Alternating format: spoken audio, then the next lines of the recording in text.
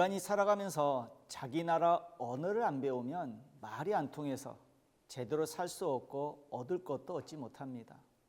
외국어도 배운 사람은 배운 만큼 얻을 것을 얻으며 살아가죠. 나라마다 민족마다 언어가 있듯이 하늘나라도 하늘나라 사람들이 쓰는 언어가 있습니다. 바로 하늘말 언어입니다. 하늘말 언어란 무엇일까요? 하나님은 우리 각자 이름을 부르면서 말로 답을 하지 않고 만물이나 여건이나 환경으로 답을 주는데 성령이 감동시켜 하나님의 말을 깨닫게 하고 행하게 합니다. 하나님과 통할 때는 말이 필요 없이 이같이 통하는 것을 알아야 됩니다. 그럼 하나님이 하늘말 언어로 말씀하시는 이유는 무엇일까요? 실물, 곧 만물을 보여주면 말이 필요 없습니다. 실물이 곧 말이며 글이기 때문입니다. 말로 하면 안 본 사람은 말하는 그것의 형상이 어떻게 생겼는지 모르죠. 그러나 실물, 실체를 보여주면 실감나고 감동되고 무섭게 깨닫게 됩니다. 백문이 불여일견입니다. 가령 바닷속에 대해서 말로만 하면 안 본 사람은 바닷속이 어떻게 생겼는지 얼마나 깊은지 모릅니다. 그러나 바닷속을 보여주면서 이렇게 깊다 하면 즉시 실감하면서 충격적으로 느끼게 됩니다. 고로 하나님은 만물로 실체를 보이면서 대화하십니다. 이와 같이 귀로 듣게 하면서 말하는 것과 실제로 형체를 보여주면서 말하는 것은 느낌도 깨달음도 생각도 다릅니다. 그래서 하나님은 최고 실감나는 언어인 만물, 실물로 말씀하십니다. 실물을 보이시는데 그것의 겉도 속도 보이시며 말없이 깨닫게 하면서 말씀하십니다. 만물은 하나님과 성령님과 성자의 소리 없는 말이며 글입니다. 왜 하늘말 언어가 필요할까요?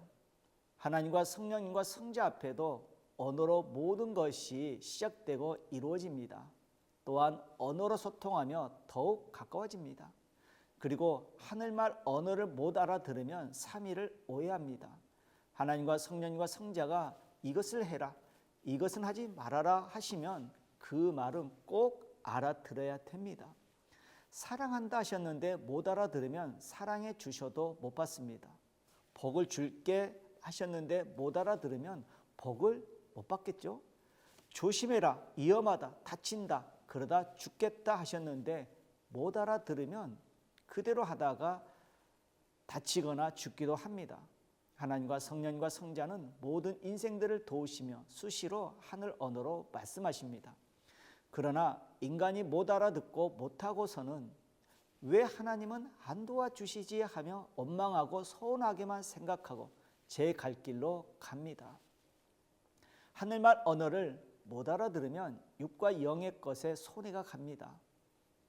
그러므로 하늘 언어를 배우면 영원히 좋습니다. 천국에서도 만물로 마음으로 통합니다.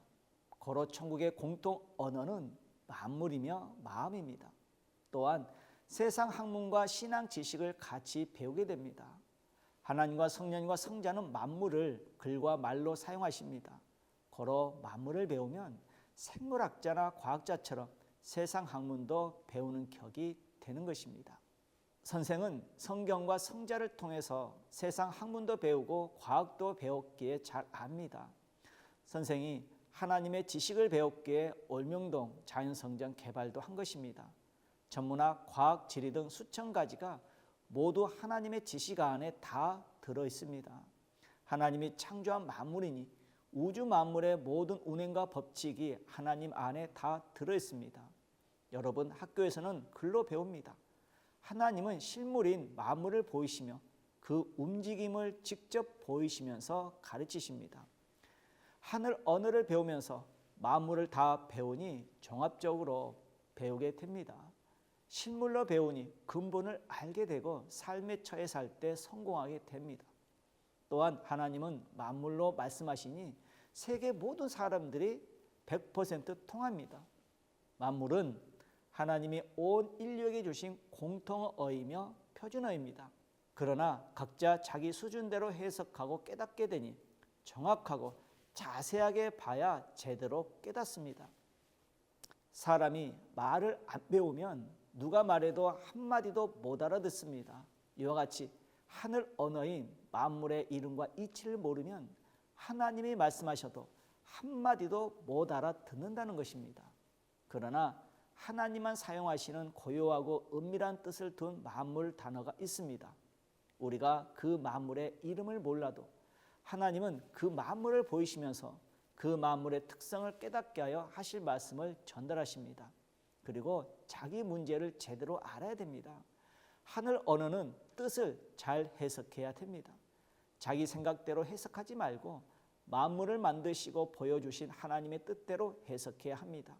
지혜와 지식이 있어야 되고 영역이 있어야 되고 영적 식별 능력이 있어야 되고 하나님과 성령님과 성자와 교통하면서 거기에 맞게 깨달으면서 말귀를 알아들어야 됩니다.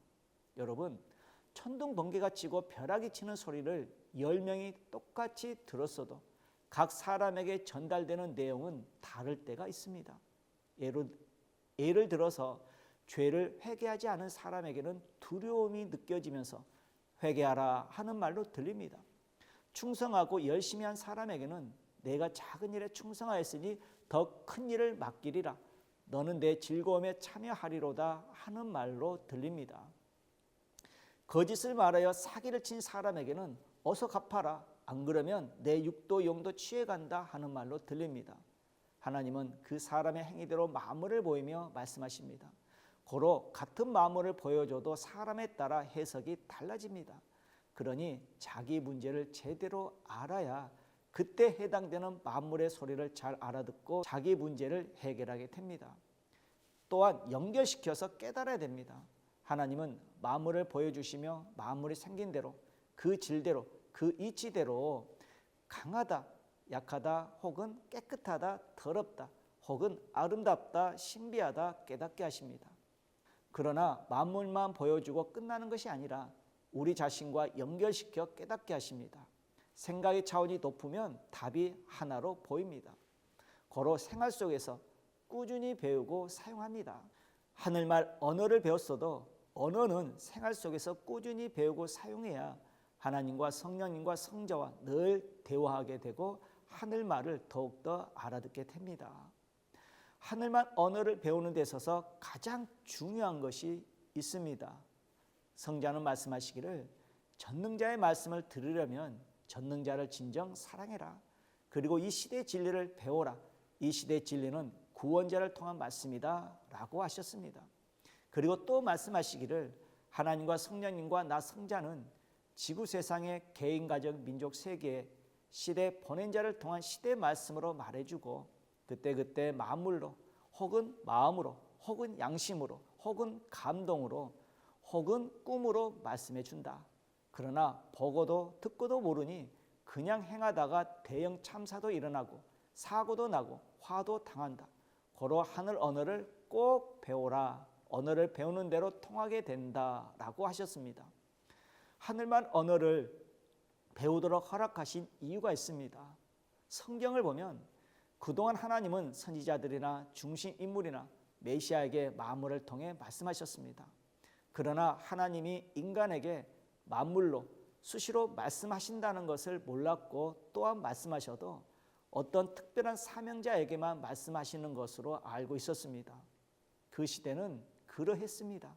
그러나 지금 이 시대는 신부 시대이니 모두 다 사랑의 주체가 되시는 하나님과 성령과 성자와 대화하며 살라고 하늘 언어를 배우도록 허락하셨습니다.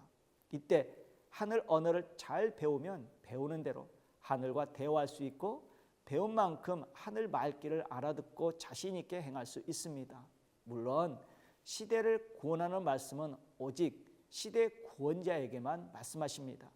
시대 말씀의 터전 위에 하늘 언어를 배워서 더욱 완전하게 하늘과 소통하고 대화하며 살면서 능력받고 행하라 함입니다. 결론입니다. 만물은 하나님의 보이는 글과 말입니다. 육계에서도 영계에서도 만물로 하늘 언어가 전달됩니다. 시편 19편을 보면 들리는 소리는 없으나 하나님의 소리가 온 땅에 통하고 그의 말씀이 세상 끝까지 이르로다 했습니다. 그러나 욕심을 부리고 만물만 많이 본다고 해서 많은 말씀을 해 주시지는 않습니다.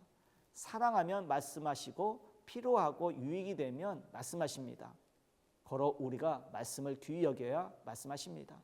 그리고 아무에게나 말씀하지 않으시고 하나님을 사랑하는 자와 하나님을 기쁘게 하는 자에게 말씀하심을 알아야 됩니다.